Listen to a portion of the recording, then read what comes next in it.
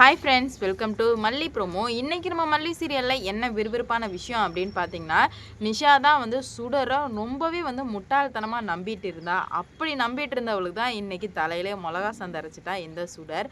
அதாவது சுடரை பற்றின எல்லா உண்மையுமே நிஷாவுக்கு தெரிய வர யார் என்ன யார் இருக்காங்க எதுவுமே பார்க்காம ஒரு கட்டை எடுத்து அவளை போட்டு வெளுன்னு வெளுத்து ரத்த வெள்ளத்தில் மிதந்துட்டு இருக்கா இந்த சுடர். எப்படி இது நடந்தது, நிஷாவுக்கு அப்படி என்னதான் வந்து உண்மை தெரிய வந்தது அப்படின்னு சொல்லிட்டு தாங்க இந்த வீடியோவில் நம்ம இப்போ பார்க்க போகிறோம்.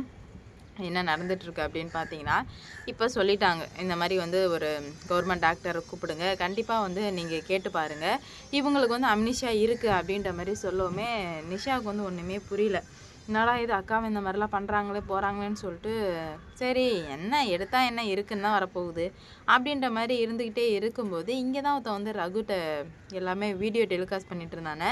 அப்படி இருக்கும்போது அதை வந்து நிஷா பார்த்துடுறா. நிஷா பார்த்துட்டு என்னடா இது யார் இது வீடியோ எடுத்துகிட்டு இருக்கான், நம்ம இதை வந்து கேமராமேனையும் கூப்பிடலையே அப்புறம் என்ன அப்படின்ற மாதிரி கேட்க, உடனே போய் பார்த்து யார்ரா நீ எதுக்காகடா இந்த மாதிரிலாம் பண்ணிகிட்ருக்க அப்படின்ற மாதிரி கேட்க, அவன் வந்து எதுவுமே இல்லை ஒன்றும் இல்லை அப்படின்னு சொல்லிட்டு, என்ன ஒன்றும் இல்லை இப்போ உண்மையை சொல்கிறியா இல்லை இந்த மகளிர் போலீஸ்கிட்ட நான் உன்னை பிடிச்சி கொடுக்குவான்னு கேட்கவுமே அவனுக்கு பயம் வந்துடுது.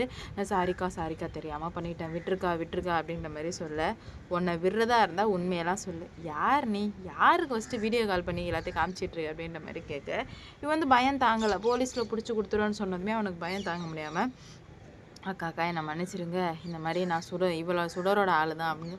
சுடர் யாரா ஃபஸ்ட்டு அப்படின்ற மாதிரி கேட்க, அதுவும் அங்கே நிற்கிறாங்களே மனப்பொண்ணு அதான் சுடர்னு சொல்லவும், இவளுக்கு தூக்கி வாரி போட்டுறது என்னடா உளறிட்டு இருக்கு அப்படின்ற மாதிரி கேட்க, ஆமாக்கா அவங்க தான் சுடர், அவங்களோட ஆள் தான் நான் வந்து ரகுக்கு வீடியோ காலில் காமிச்சிட்ருக்கேன் அப்படின்னு சொல்ல, ரகு யாரா அப்படின்ற மாதிரி கேட்க, ரகுவும் சுடர் தாங்க்கா பார்ட்னர்.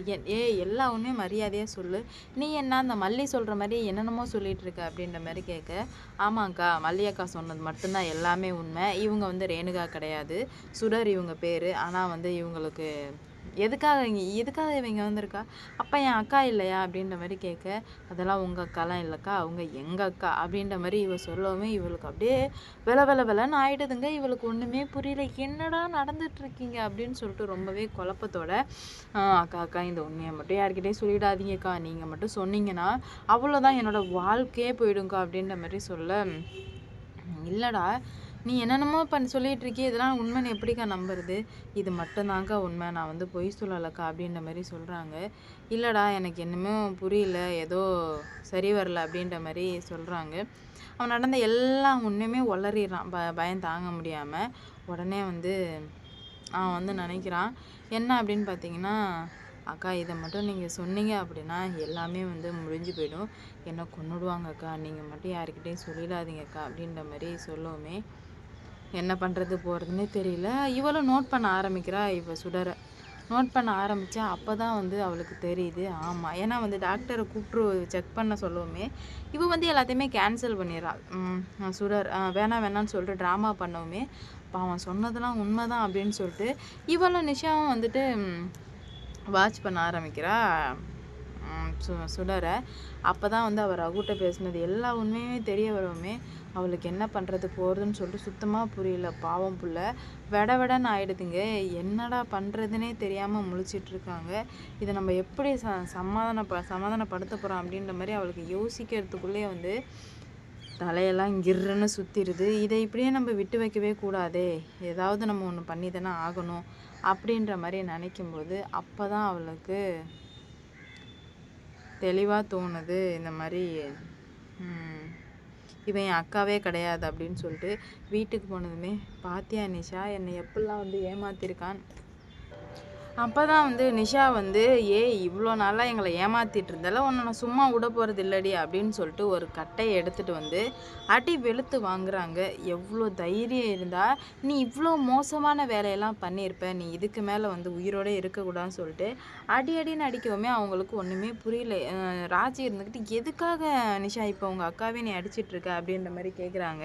அதுக்கு தான் வந்து இல்லை இவன் என் அக்காவே கிடையாது, இவ்வளோ நாளாக வந்து ஏமாற்றிட்டு இருந்திருக்கா, நம்ம தான் வந்து முட்டாள்தனமாக நம்பிட்டு இருந்துட்டோம் அப்படின்ற மாதிரி சொல்லவுமே என்ன சொல்கிற பைத்தியக்காரத்தனமாக நீயும் ஏன் அந்த மல்லி மாதிரியே பேசுகிற அப்படின்ற மாதிரி கேட்க, இல்லை ராஜி மல்லி சொல்கிறது தான் உண்மை, இவள் வந்து உண்மையிலுமே வந்து நம்ம ரேணுகா கிடையாது, சொத்துக்கு ஆசைப்பட்டு தான் இவ்வளோ நாளாக நம்ம கூட இருந்திருக்கா அப்படின்ற மாதிரி சொல்லவுமே என்ன நிஷா சொல்கிறேன்னு சொல்லிட்டு ஷாக்காவுமே சுடருக்கு பயம் தாங்க முடியல.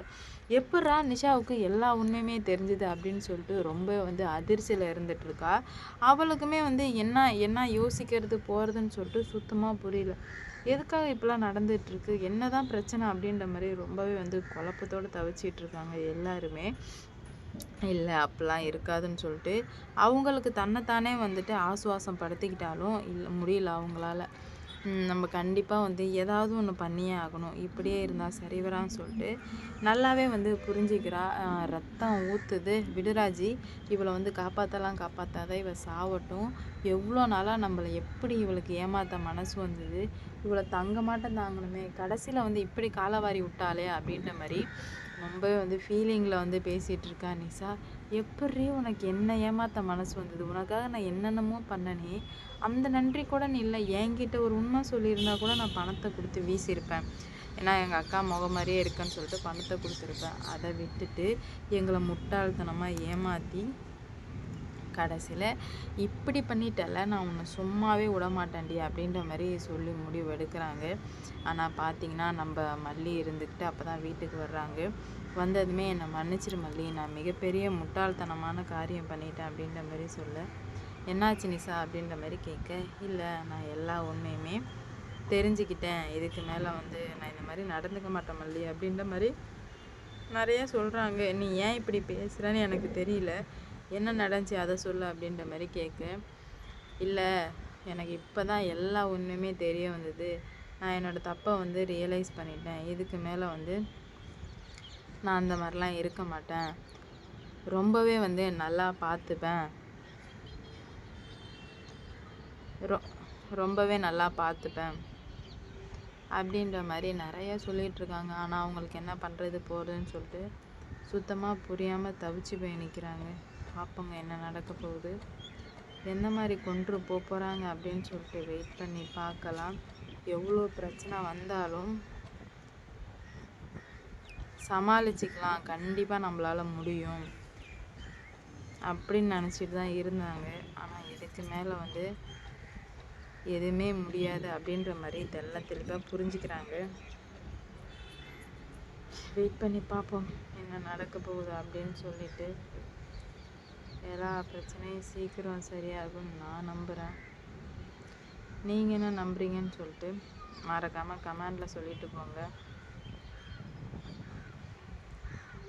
பார்ப்போம். எவ்வளோ பெரிய பிரச்சனை வந்தாலும் எல்லாத்தையும் சமாளிக்கணும்னு இருந்த அவங்களுக்கு இதுக்கு மேலே எதுவுமே வந்து சமாளிக்கவே முடியாதுடா அப்படின்ற மாதிரி தெரிஞ்சிடுச்சு. பார்க்கலாம்.